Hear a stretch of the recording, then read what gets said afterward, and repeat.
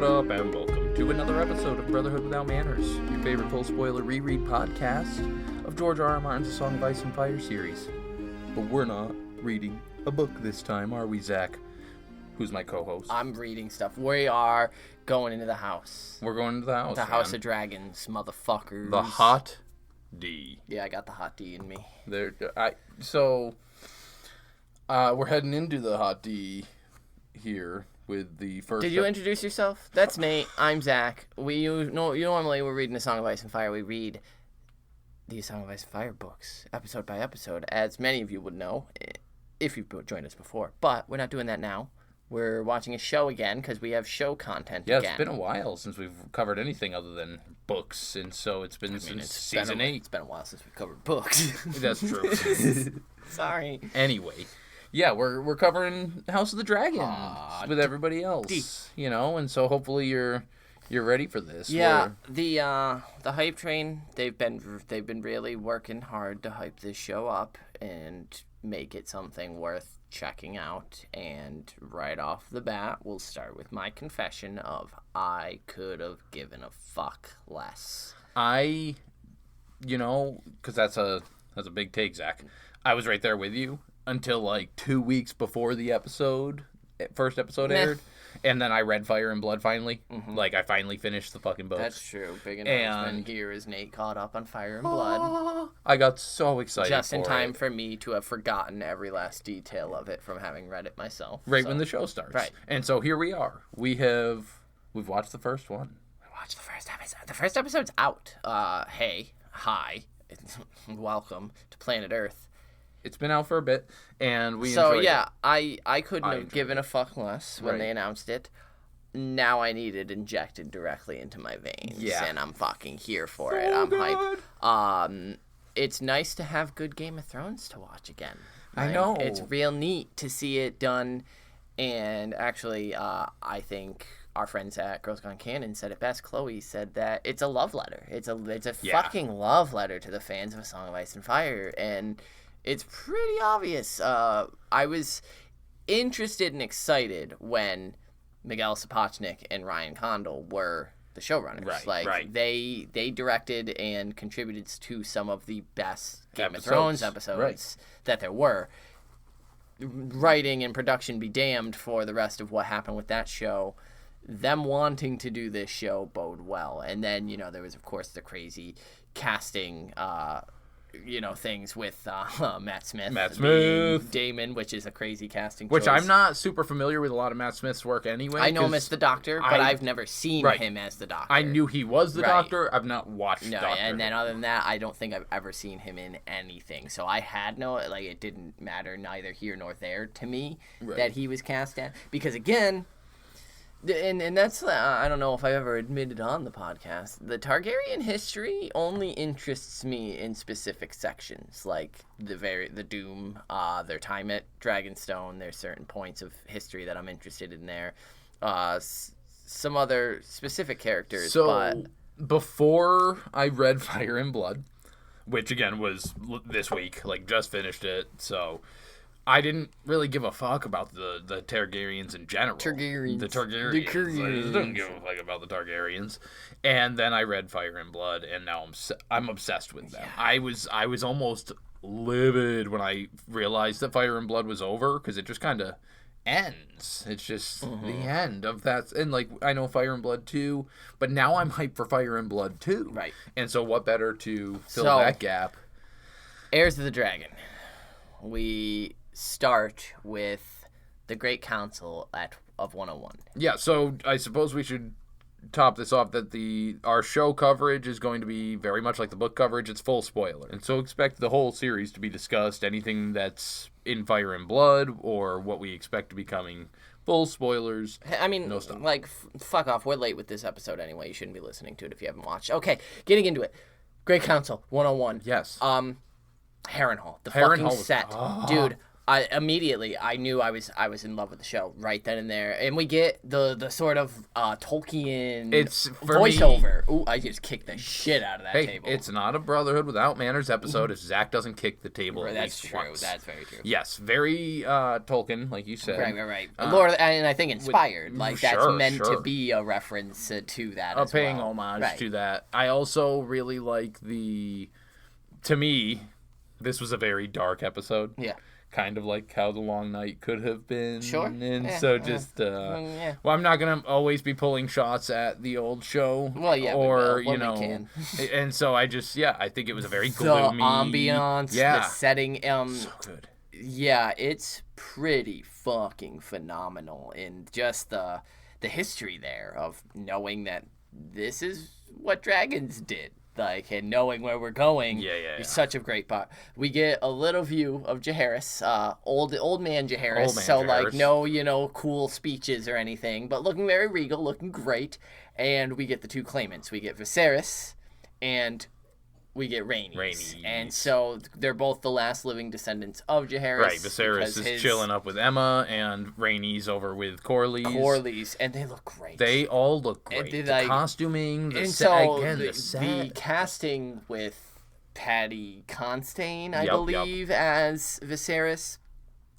Holy shit. Paddy Considine. Because during just this scene, he looks so unsure and nervous, and then when it's told that it's him, that the Lords Declarant have made him the king, he's surprised, but also relieved, but also trepidated. He nailed that description, and then to take absolutely nothing away from Rhaenys' actress, who. Her look of mild disappointment, but of course doesn't want to show it, and expectance. Right. Knew she knows as much as the world works. They were trying, and it's the great decision, and this actually sets precedent for what a lot of future generations of Targaryens will go by. That it's based off of the Great Council of 101. You go by the eldest male heir, not just the eldest. Some bullshit. And so. We cut away from that, and we get the title card that kind of comes up, which is just text, which I loved because we get reference to everybody's girl, Dany, saying that it is now the first year. Right, of 172 years. 9 years. Yeah, 9 years into Viserys' reign. 172 years before Daenerys Targaryen, and then it does the beautiful fade out of 174 years before Daenerys Targaryen, which is just that beautiful tying it back, especially with where the end of the episode ends with the Song of Ice and Fire bit. Great symmetry there. Yeah, so we get the start of bringing it again to how the Game of Thrones show ended over King's Landing with, Syrax flying over the city, and a lot of reminiscent shots from the other show again, paying homage, showing the city is going to be based there. They're, all canon. They're all within the same universe. I guess we're making a Song of Ice and Fire universe. So Rhaenyra climbs down off of this dragon, very Dany-like in her attire. I love her braids, her clothes, her stance. And Harold Westerling to have exchanged some words where he's relieved that she made it back. And we get to meet Alicent. What up, bitch? And so I'm going to start right early on. The actress of both of these characters, Alicent and Rhaenyra, are just killing. Well, first, because in Fire and Blood, for those of you who may not have read, originally these characters are not the same age. Alicent is older than Rhaenyra, and so sort of matching their age to make them more in line is an interesting decision, especially because Alicent will become stepmom here. She will end up marrying that old king and birthing her siblings, kids, and so it's interesting to make them the similar age. But I love this dynamic. I think it works so well, and they're such besties and right now. And it's so great. That's the best part, because no one is good in this story. Even Rhaenyra. Right. Isn't a great person. Well, I mean, especially with the way that her life is going to end. She's very vindictive, very. I mean, it's right. I mean, she's gonna end up marrying Daemon, and it gets messy. It's all gonna, because no one here is a great person. It's all petty bullshit for power, and so making us like them here in this sort of flirty, young teen romance almost thing is going to make us more sympathetic when, the shit starts hitting the fan and the scheming and the plotting starts happening. But yeah, it's a fun scene where, Rhaenyra's inviting her to go flying with her, and you just see the bond. And then we get them. the King's Landing, the shot where they're riding the carriage through, and it's fucking gorgeous. Yeah, dude. It's just... You said, even when we were first watching it, because we've watched it a time or two now, when we first saw it, Zach saw the Red Keep and was like, yo, it looks even better than it ever did in the Game of Thrones. It looks new, but it looks so great. Better than the original series. Yeah, I loved it. Yep. So much more regal. So the girls, we get to meet the Queen. We're heading up to the... We met Emma Aaron, which blew my mind. At first, I couldn't play. I was like, wait, they're actually showing us fucking Emma Aaron. Yeah. Holy shit. Okay. And yeah, it was a real cutesy, you smell of dragon, take a bath, and Rhaenyra kind of doting over her mother, being like, everyone's so concerned about, and tragic, everyone's so concerned about the babe, but no one's worried about you. Yeah, and great foreshadowing from the very beginning. Yeah. I mean, right from the start. And, there's always... That's obviously, if you're new to this world, there's been a bit of strife around the final scene there with Queen Emma. We'll get to that. But, yeah, this is directly foreshadowing that specific scene. And as well as Alicent, because Alicent, very much so, and I noticed this in our second time watching the episode, she creeps into this room and says hello to Queen Emma, very similar to how she creeps into Viserys. Right, and it's sort of that similar... timid, I don't really belong here, but the queen is nice and kind. Now, and I've seen a lot of people comparing her to Marjorie Tyrell. Oh my God. I personally would like to say that I don't think that she's going to become Marjorie until she's married to Alicent. And even if she's Cersei, Marjorie, whatever. At the moment, I do see her more as a Sansa, where she is still being... directed and groomed. I think it's more... Sure, yeah, I don't think she's Marjorie level yet. I don't think she's in any way stupid. Clearly, she's book read. Oh, yeah, She's there in court. She's a noble. Oh, no, they take great pains to show us that neither of these girls are stupid. Right. And that's apparent. But I do think that she's more along the innocent lines. I think she's innocent at this point. Right. She's just a young girl. Both of them are. And it's abuse. We go back to the fucking juice of the series, which is... conversations in small rooms. So we get the small council. Yes. We meet Viserys and his small council as Rhaenyra comes in, cupbearing. Whoop, very cute. And we get Lord Corlys Velaryon, which he's the only one to cover his wine cup. He's keeping his head straight, and he wants to speak of the fucking stepstones. Right. As do I. Before we get there, only Lord Corlys, Otto Hightower the Hand, and the King have their own side of a table entirely. Right. All the other council members share a side. And so we also have at the table, before Zach goes and starts gushing, that's fair. The Master of Coin, Lyman Beesbury. He's my boy. Poor Lyman. Daemon, who is not present, he's doing Daemon He's things. on the council, but fuck off. We'll meet him later. We also have the Master... what's he the Master of? Mr... Strong there. Well, we have Grand Maester Mellos, but I'm just reading names at this point. And Otto Hightower, Hand of the King. And, right. Yeah, and it's, they're discussing about the tournament that we're going to be seeing this episode, and essentially the Heir's tournament is occurring when the heir hasn't been born yet, and even Malos is like, maybe, and so we're getting, Viserys is convinced that the baby in Queen Emma is a boy, and there's no proof of this. He's just absolutely certain to his fucking core, because we'll learn later, been prophesized that needs to occur, and for some reason every Targaryen believes it's them. But the council concludes. Rhaenyra then goes to the Grey Hall, the Iron Throne. Yeah.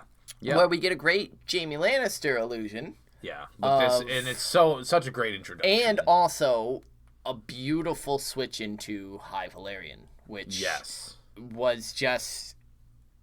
It just fit like a glove. It felt like it wasn't jarring at all. And I even had heard and read, and it's been talked about how the Valyrian is different than the Valyrian Dany spoke in the other. As well it should be. Right, because they're much more fluent. They use it more commonly. They're closer. Dany's is a bastardization. It's a dirty she sort was of learning Valyrian. it from right. all the people in Bravos. And she then only Pentos ever and spoke it to Viserys. Right. And, maybe... Whereas they're almost, I mean, what are they, 3, 5, 6 generations out from actually being there and, learning from so...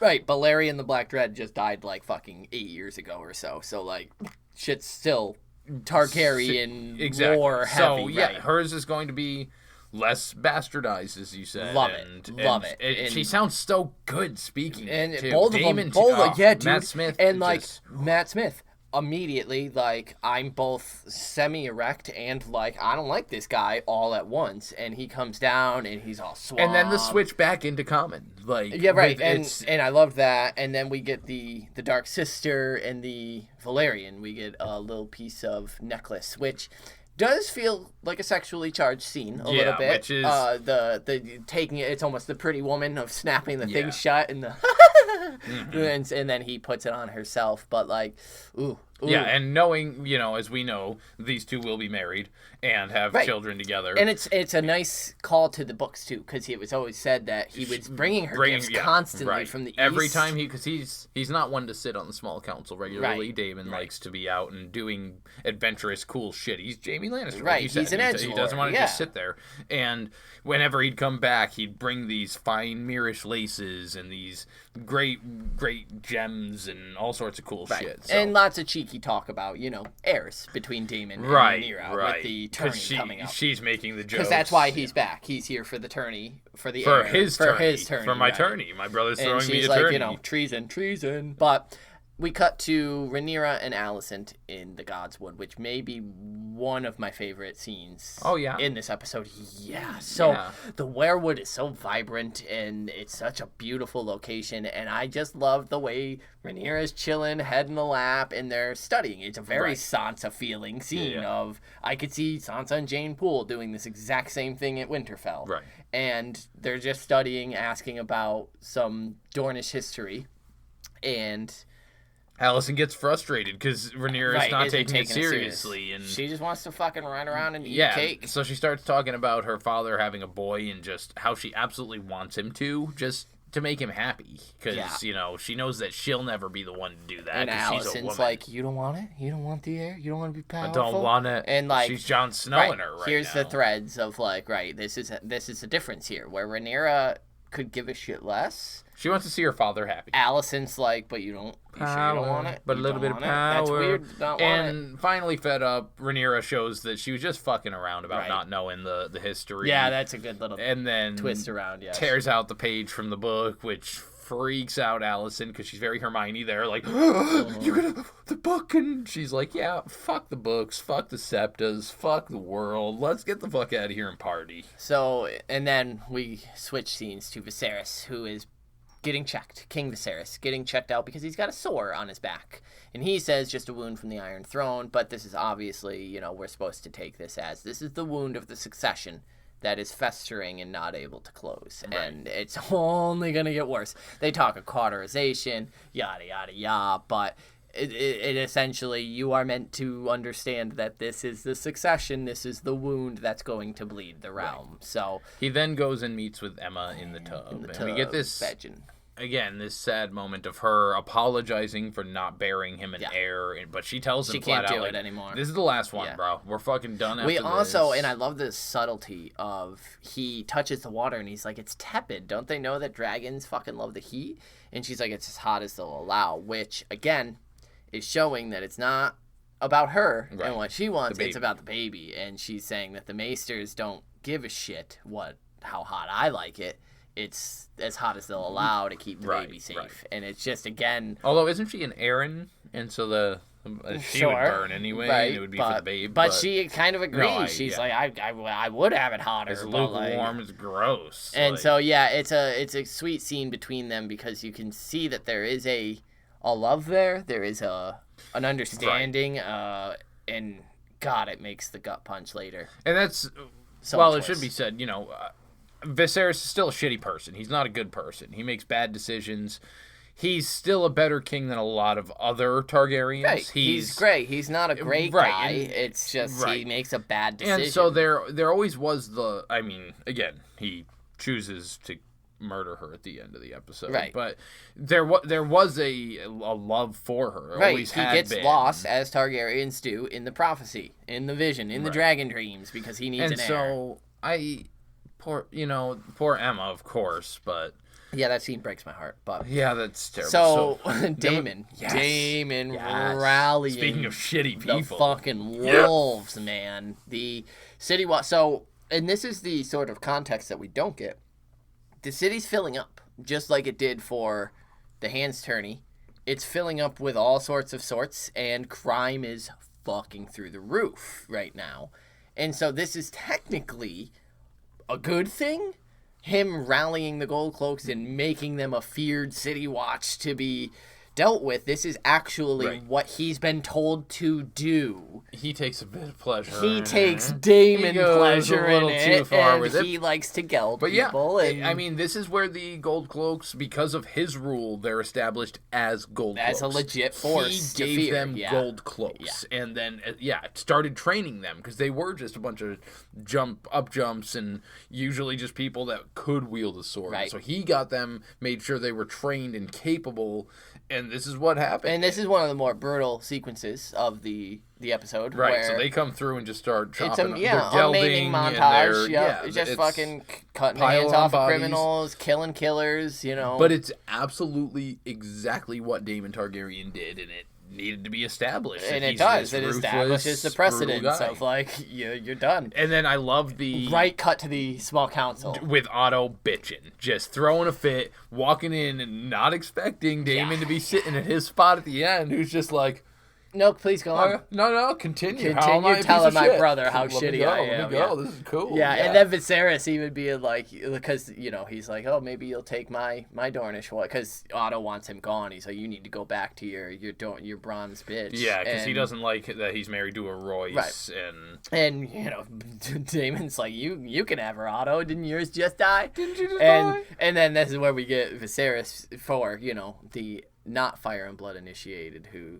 tells us, Daemon makes sport of giving Otto shit, which is good because Otto Hightower is fucking bargain bin Tywin Lannister. Yeah. He wants to be this conniving. He served good as a hand for Jaehaerys for a bit. He served all right for Viserys, but he's always been this. He wants more power. He wants more, and he's not good at claiming not any it. Good, Otto. Right. You fucking suck. And he's like, the violence is too much. People, and Daemon's like, this is what we need to do. So just shut the fuck up. And he's like, you appointed me here. Yeah, you did it. So, and Corlys is like, I don't know, it sounds like a good Corlys idea to like, me. hey, the Triarchy though, can we talk about them? Did you know that they're they're over there putting together some apparently stuff? Apparently, fuck you, Corlys. So, right.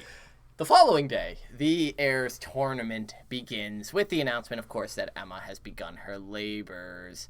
Now, these scenes are amazing. Yeah, the cutting back between the how pregnancy far out we are and of the city too. Yeah. I love the wide shots showing the setting of how far away from the Red Keep we are here. But also too, I've seen lots of different note of where the king is sitting in sort of his pavilion at the tourney there looks very much so like a womb or a vagina.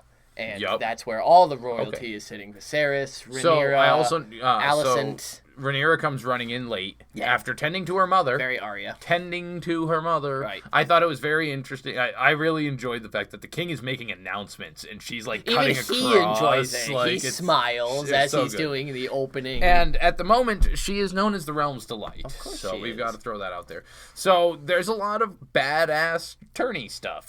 Jousting is most of it. I've seen some of and this is, reception from people who watched that this was too gratuitously violent, this tourney scene, and like I wanted to. That's 100% the point to me. Is that that's the point that they're trying to show. This is 200 years before where we are. Look at this useless violence that's occurring because of a fucking tournament, and like people are about to start dying. I think what it is it's mirroring. It's showing. Look, there's useless violence here, and the useless violence that King Viserys is about to commit. Emma is about. Like it's all people are dying for show, for and pomp, for air, and for because the royalty chooses for prophecy, right. And so it's showing that on the field is the same unnecessary killing that Viserys. And we even get it when Sir Criston Cole fucking gets Daemon down after their joust, and it continues in one-on-one combat. Criston Cole has Daemon down, and he's ready to put that flail through this dude's head. Right. And it almost looks like Daemon's about to, like, tell him fucking do it. And, like, I think it's that. It's like Daemon's smart enough to at least yield to keep his life. But we see at least 3-4 deaths before that, like, right. And it's just that. I think it's that. There's useless loss of life. So right before that, we did get the fun part where Daemon gets Alicent's favor right in front of Otto, right after he unhorses his son. Right? And then Alicent's sister. And Gwaine Hightower, yeah. And then and also the armors, fucking armors with the Hightower helmet. My God, looked amazing, and fucking Daemon's armor with the plumage. I couldn't handle it. I was losing my mind the whole fucking time. Yep. Now we also get some Criston Cole. Yes. And Criston Cole's going to be playing a major role in future events. So disgusting. We don't know if technically, based on Fire and Blood, whether he scorned Rhaenyra or whether Rhaenyra scorned him. Dude, something I hope happened, hurt him. But she's fallen for him here. He's a hot God, little Dornish. Like, oh my, like I fell for him too. He's like Dornish.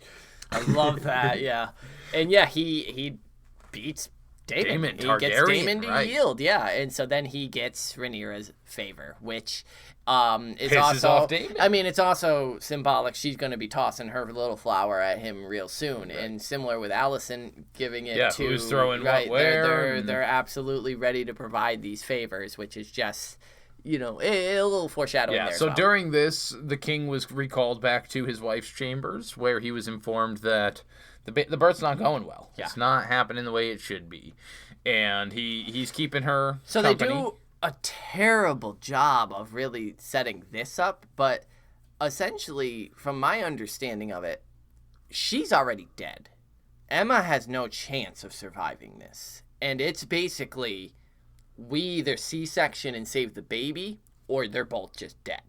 And so I don't think they explained it that, like, she's lost too much blood. There is no coming back for Emma. Right. And I'm not saying this to downplay what horrible decision he makes, because it should have been her decision. She should have been involved in this process. Sure. But I believe that it's that she is literally dying and will not survive this. And so it is the horrible decision of we can try to save the baby or they both die.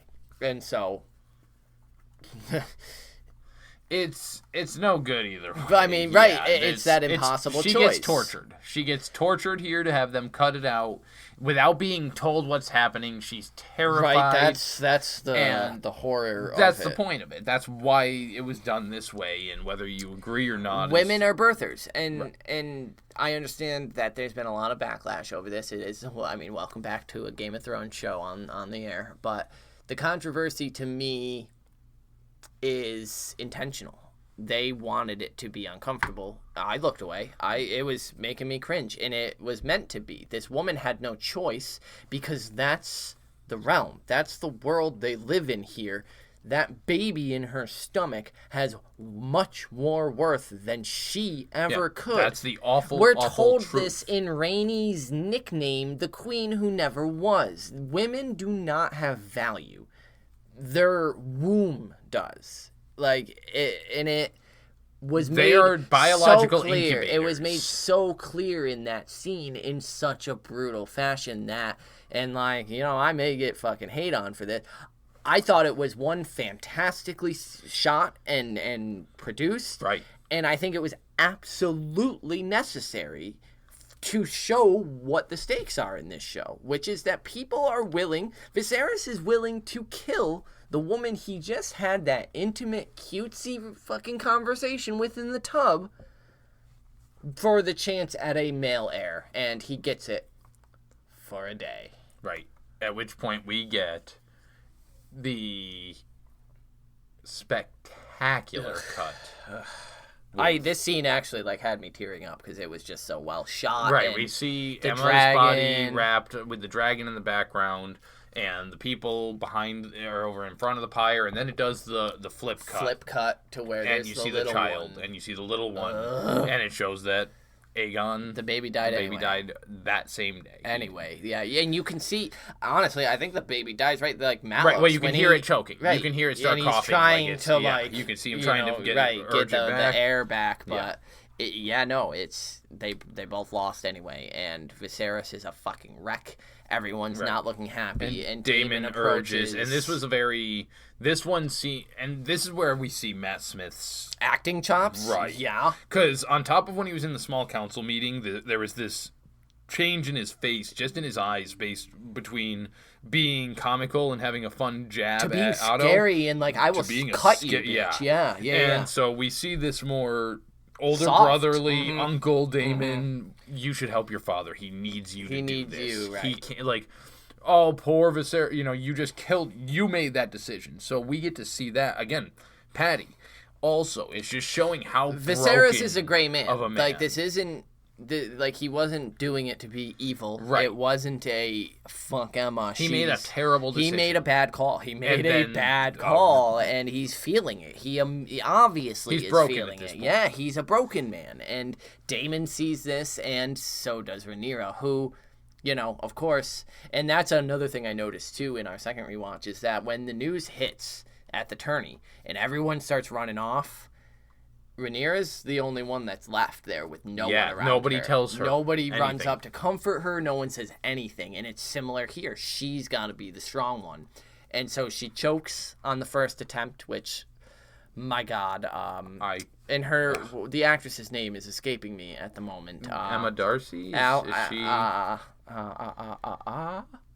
Rhaenyra. I've got it here somewhere. Right, it's in that list somewhere. As Rhaenyra. There's just so many people starring there. Emma Darcy, yeah, okay. No, it was Millie Alcock. Okay, right.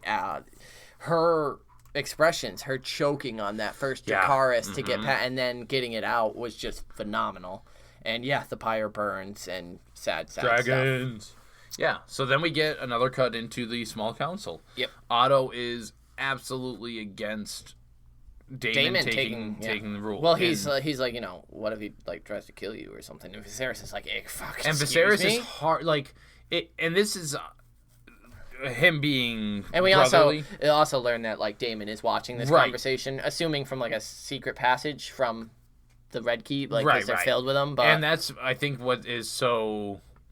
It makes it sad for us, for Viserys. Again, the writers do a great job of getting us to feel for everybody. Right. And he's defending Daemon to his core here. Oh, yeah. Against these council members. No. And honestly, on some pretty fucking tenure, because he's his brother, that's not a good fucking reason to have him on the council. Technically here... Right. Otto Hightower isn't wrong. You shouldn't have him on the council if he's not fit. If he can't do this job or this job or this job or this job, he shouldn't be fucking doing any job. He shouldn't be on the council. And technically, Viserys saying, just because he's my brother, that shows the fallacy here in the way this is being run. This whole thing is literally just pride and fucking pomp and circumstance. It makes no sense. And so, Daemon's listening, succession, but, what could happen? And Viserys even, starts getting mad at Otto, saying, you wanted to put him here, and then put him here, and then put him here. What the fuck can I do with him now? They mention naming Rhaenyra as the heir. And Lionel Strong, who's the Lord of, I think, Harrenhal, which a lot of people might get it wrong. He might be a big, goofy-looking dude. He's a learned guy. He's forged chains at the Citadel and shit. He's a smart motherfucker. That's the reason he's the master of laws. And a bunch of people start shooting Corley's it down. like, hey, Rhaenys, you know. Rhaenys can do it. Like, and they're like, yo, you just backed Daemon. And then Viserys gets pissed and he says the thing about a feast for crows and he's not going to listen, to them doing that to his wife and son. And he storms out. Alicent goes to visit Daddy Hightower, and Daddy Hightower tries to pull a Cersei Tywin Lannister thing and sends her to go visit Viserys. He does it in such a gross way. Of course he does. He's a pig. Such a gross way. He's a fucking pig. And she does. And the dress looks fantastic. It's like a dark green with black flames running up it, which So in Fire and Blood, she used to do exactly what she's doing to Viserys here. She used to do that to Jaehaerys just to keep him company. Not in a... maybe I just didn't take the insinuations there, and she was forced to do things for Jaehaerys also, but, he was supposed to be the old king, the good king, so I like to think not, but, whatever. And so this is almost reminiscent of that as well, where she comes in with one of her favorite books, and she does a great job of easing him, especially with that innocent, when my mother died, everyone kept asking me and talking to me in riddles and puzzles when all I wanted was for somebody to look at me and say, I'm sorry your mother died. Yeah, it's actually a really sweet scene. And so she's like, I'm sorry the queen died, brah. Like, my bad.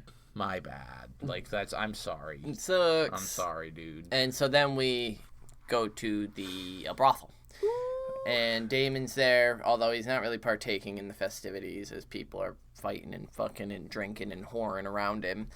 And he gives a minor little speech. Yeah, he's almost forced to give the speech because he seems like he's just as downtrodden and distraught.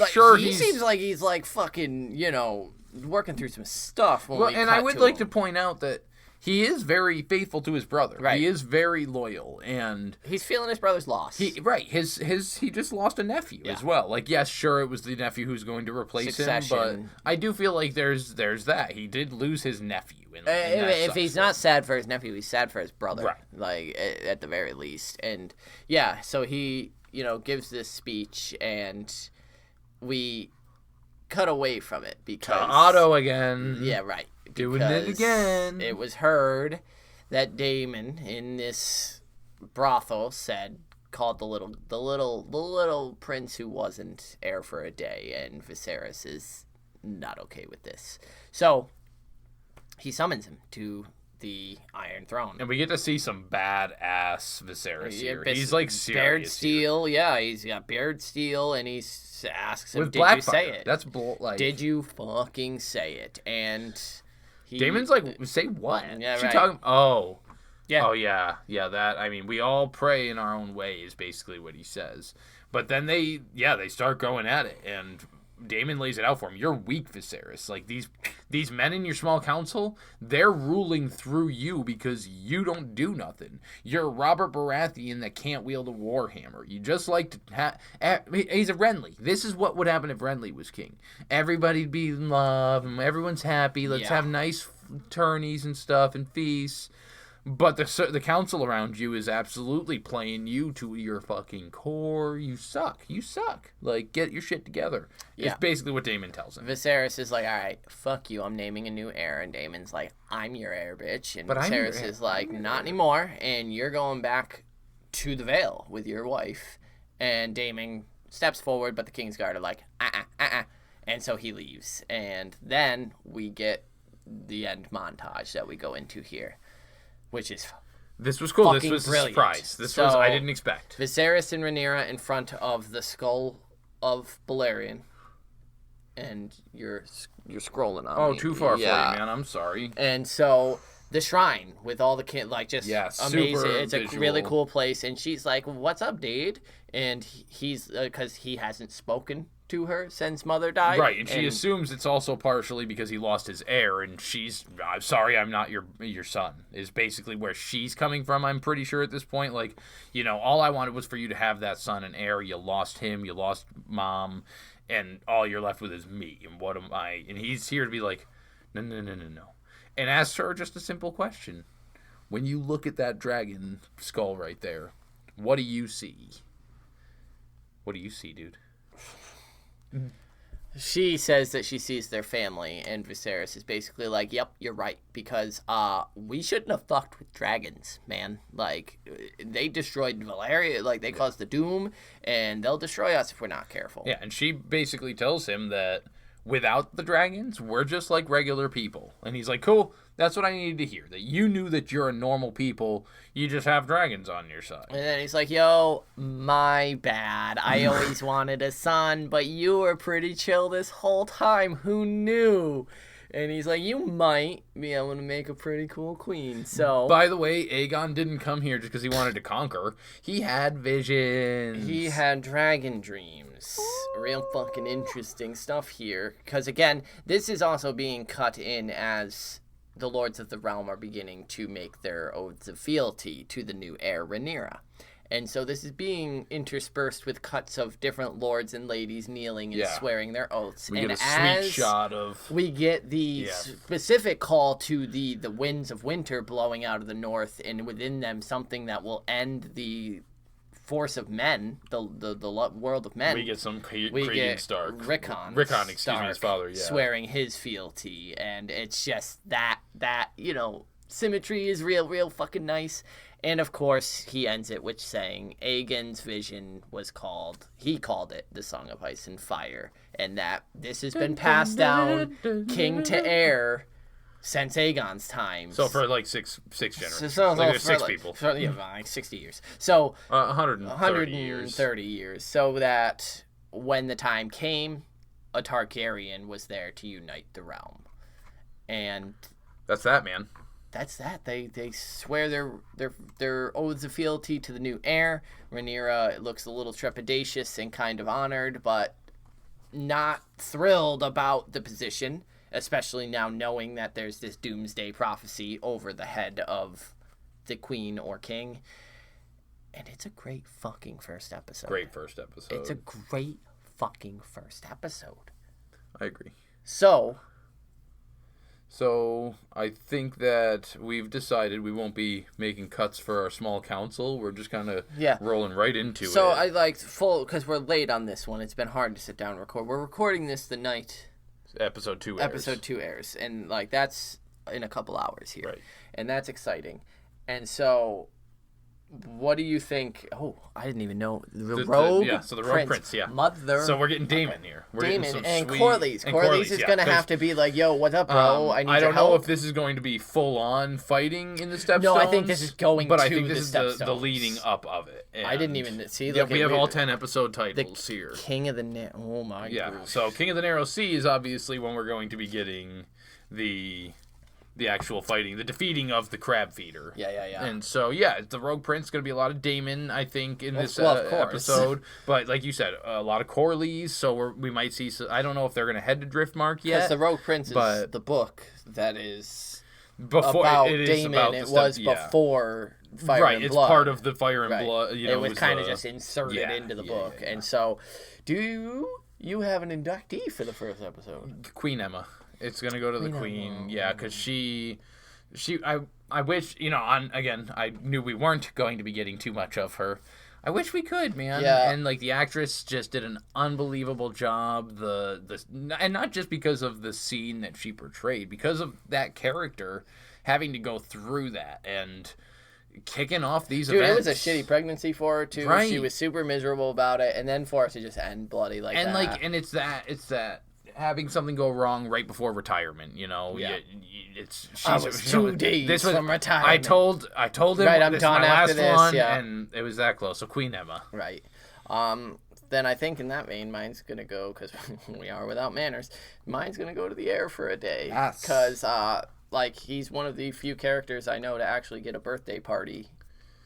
You bringing a birthday gift to my birthday with a birthday and on my birthday. Sure. He got a birthday party before he even lived. And so the Heir for a day, because of how much shit got started because of it. So we will be getting the episode 2 discussion out quicker. It'll actually be coming out on the same day that the episode 3 airs, but it will be available for early access to our Patreon members. Right. So it will be coming out, we believe, every Sunday, sometime early in the morning. Right, so you can listen to it to prep you for the next episode in this. And Patreoners will get access to it. So you can get the Patreon access at patreon.com/withoutmanners. You can join our Facebook group, facebook.com/Brotherhood Podcast. If you would like to get some inductees for the shows, start sending those to us as well.